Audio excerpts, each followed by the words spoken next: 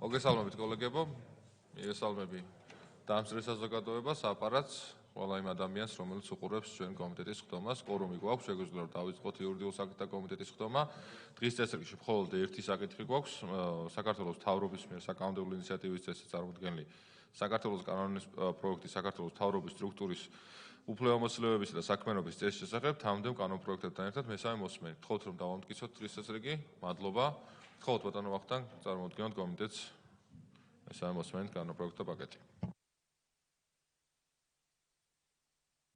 კიდევ ერთხელ მოგესალმებით. წარმოგიდგენთ მესამე მოსმენით საკანონმდებლო პაკეტს, მასში შემავალ ყველა კანონპროექტს, როგორც მესამე მოსმენის პრინციპია თქვენს აპარატთან თანამშრომლობით ჩვენ გავიარეთ ყველა რედაქციული შესწორება, სტილისტური ცვლილება, რასაც ვეთანხმებით და რაც პრინციპში დარიგებულიც არის და მხარს ვუჭერთ ამ რედაქციებს, რაც თქვენი მხრიდან იყო შემოთავაზებული.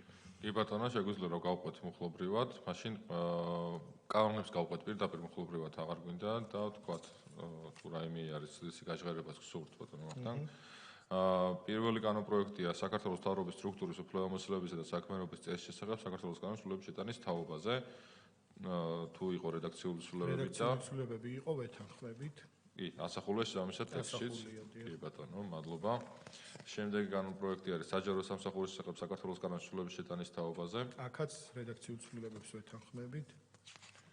კი ბატონო, შინაარსის უცვლელად. შინაარსიც უცვლელად.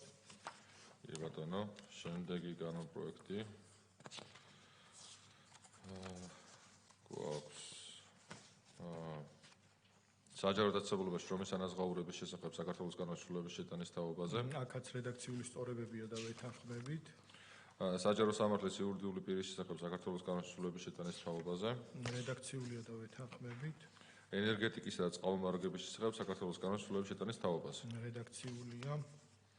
შეზღუდული შესაძლებლობის მქონე პირთა უფლებების შესახებ საქართველოს კანონის სრულების შეტანის თაობაზე. ესეც რედაქციულია. სახელმწიფო შესყიდვების შესახებ. რედაქციულად გასწორდა მხოლოდ.